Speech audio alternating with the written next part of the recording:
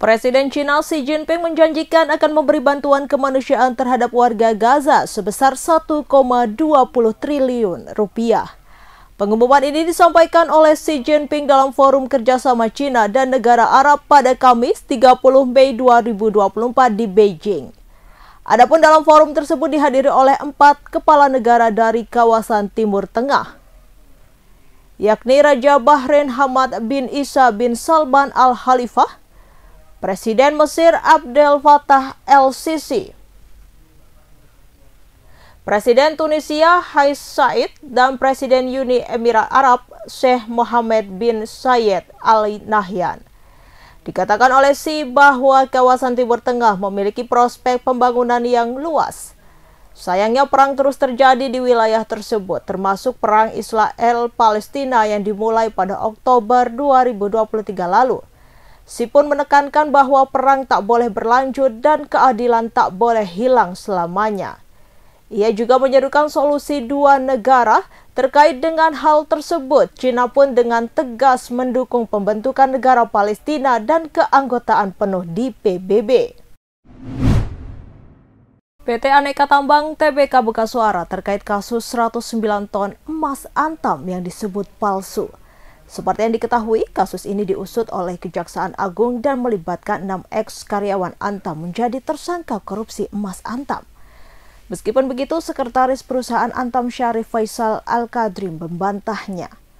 Dikutip dari Kompas.com, Sekretaris Perusahaan Antam Syarif Faisal Al-Kadri menyatakan tak benar jika emas Antam palsu yang beredar di masyarakat pada Jumat 31 Mei 2024. Sebab seluruh produk emas logam mulia Antam dilengkapi sertifikat resmi. Emas produksi Antam juga diolah di satu-satunya pabrik pengolahan dan pemurnian emas di Indonesia yang telah tersertifikasi LBMA. Terkait kasus 109 ton emas yang sedang diusut Kejagung, dia menjelaskan para oknum ex-karyawan Antam secara tak resmi menggunakan merek LM Antam. Ia memastikan perusahaan akan terus melakukan perbaikan dengan mematuhi peraturan yang berlaku. Terlebih, Antam juga terikat dengan berbagai ketentuan dan secara reguler diawasi oleh instansi atau lembaga pemerintah yang berwenang. Lebih lanjut, Faisal mengatakan atas adanya kasus tersebut pihaknya memahami kekhawatiran dan keresahan pelanggan produk emas logam mulia. Maka dari itu, seluruh saluran komunikasi Antam tersedia untuk memberikan informasi yang dibutuhkan oleh para pelanggan. Sebelumnya, Kejagung telah menetapkan 6 tersangka dalam kasus korupsi terkait tata kelola komoditas emas sebanyak 109 ton oleh Antam periode tahun 2010 hingga 2022. Keenam tersangka yang ditetapkan adalah mantan General Manager Unit Bisnis Pengelolaan dan Pemurnian Logam Mulia PT Antam. Seorang siswa SMP berinisial RKW 13 tahun di Kota Batu meninggal dunia diduga akibat dikeroyok oleh temannya. Korban meninggal dunia usai dirawat di Rumah Sakit Hasta Brata Kota Batu. RKW merupakan siswa kelas 7 SMP 2 Kota Batu. Menurut penuturan saudara kembar korban berinisial R 13 tahun, sebelum meninggal, saudara kembarnya sempat dibawa ke rumah sakit pada Jumat pagi karena mengeluh sakit di bagian kepala yang diduga usai dikeroyok teman sekelasnya berinisial A saat belajar kelompok pada Rabu 29 Mei 2024 lalu. Awalnya RKW izin untuk pergi belajar kelompok dan diantar sang ibu ke rumah temannya. Entah bagaimana, akhirnya RKW bertemu dengan A dan diduga dikeroyok oleh A dan saudaranya di daerah Pesanggerahan Kota Batu. R menjelaskan, semakin hari sakit yang dirasakan saudara kembarnya itu semakin terasa hingga akhirnya dibawa ke rumah sakit pada Jumat pagi. Setelah dibawa ke rumah sakit sekitar pukul 7 waktu Indonesia Barat pagi, RKW mendapat perawatan dan dari hasil pemeriksaan mengalami pendarahan di kepala hingga dijadwalkan akan menjalani operasi pada Jumat siang. Sayangnya sebelum dioperasi, RKW menghembuskan nafas terakhir. Pihak keluarga telah melaporkan kejadian ini ke pihak kepolisian. Sementara itu, Polres Batu bertindak cepat menindaklanjuti dugaan kasus pengeroyokan hingga mengakibatkan tewasnya RKW, siswa kelas 7 SMP Negeri 2 Kota Batu tersebut. Satreskrim Polres Batu telah mengamankan 5 anak yang diduga ikut terlibat. Menurut Kasat Reskrim Polres Batu, AKP Rudi Kuswoyo mengatakan, saat ini polisi telah melakukan penyelidikan dan pendalaman terkait kasus tersebut, termasuk mengamankan anak-anak yang ada di dalam video perundungan yang dilakukan pada Rabu 29 Mei 2024 lalu di kawasan sekitar Pesanggerahan Kota Batu. Rudi menuturkan, dari 5 anak yang berhadapan dengan hukum, ada yang satu sekolah dengan korban dan ada juga yang berbeda sekolah. Sementara itu, terkait kronologi kejadian hingga mengakibatkan korban RKW meninggal dunia, polisi masih belum dapat memberikan keterangan sebab 5 anak yang berhadapan dengan hukum masih dimintai keterangan. Polisi masih melakukan otopsi pada korban RKW untuk mencari penyebab pasti kematian tersebut.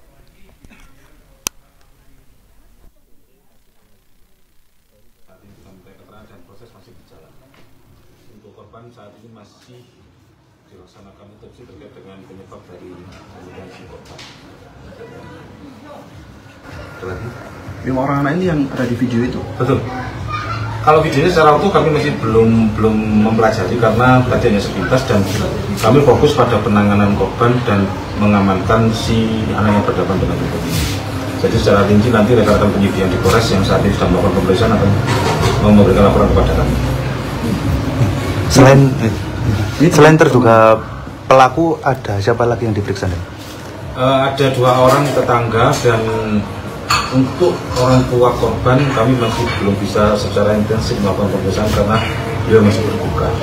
Jadi kami menunggu dulu untuk melakukan pemeriksaan terhadap kedua orang tua korban. Dan untuk info awal kronologi peristiwa ini gimana? Untuk kronologisnya kami masih belum mali karena proses pemeriksaan masih berjalan. Saat ini masih berjalan. 5 orang anak yang berhadapan dengan hukum masih melakukan pemeriksaan di Mapores.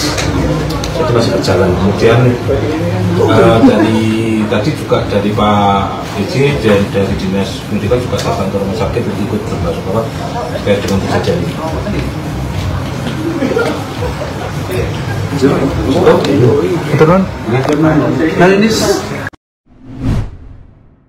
PJ Wali Kota Batu Aris Agung Paiwai datang ke rumah RKW 12 tahun di Jalan Bromo Gang 4, Kelurahan Sisir, Kota Batu pada Jumat 31 Mei 2024.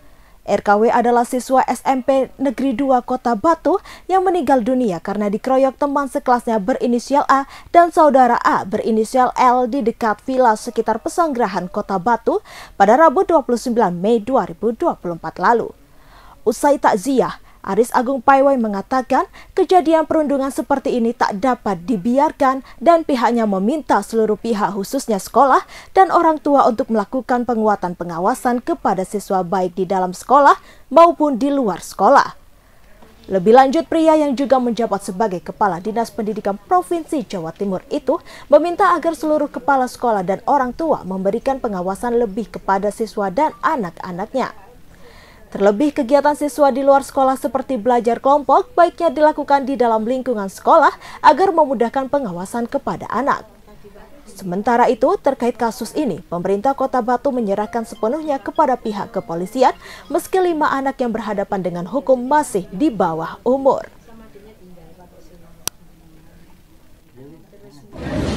Yang terjadi perundungan dan tentunya kita berharap ini tidak akan terulang lagi. Jadi saya sudah mengingatkan, saya bersama dengan Kepala Dinas Pendidikan Kota Batu agar mengingatkan lagi jam-jam di luar sekolah agar ada pemantauan yang dilakukan baik oleh sekolah maupun orang tua. Khususnya orang tua saya berharap punya peran juga di dalam menjaga dan juga mengawasi anak-anaknya di luar jam sekolah yang kita harapkan tidak melakukan kegiatan-kegiatan yang tentunya akan berdampak terhadap negatif. Karena saya mendengar tadi laporan bahwa kejadian ini di luar jam sekolah setelah mereka pulang sekolah dan dengan alasan kerja kelompok yang tentunya kerja kelompok itu perlu diawasi, ya dilakukan di mana, tempatnya di mana.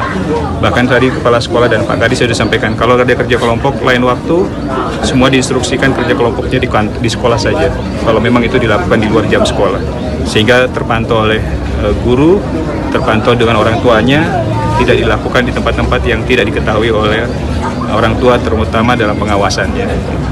Ini artinya ada evaluasi tentang sistem pembinaan yang harus dilakukan. Ya, tetap kita akan lakukan perhatian nanti, termasuk pengawasan. Dan saya bisa Pak Kadis dalam waktu segera untuk mengumpulkan komite sekolah, MKKS sekolah, agar nanti ini betul-betul menjadi perhatian kita semuanya. Penanganan pelaku nanti seperti apa, Pak?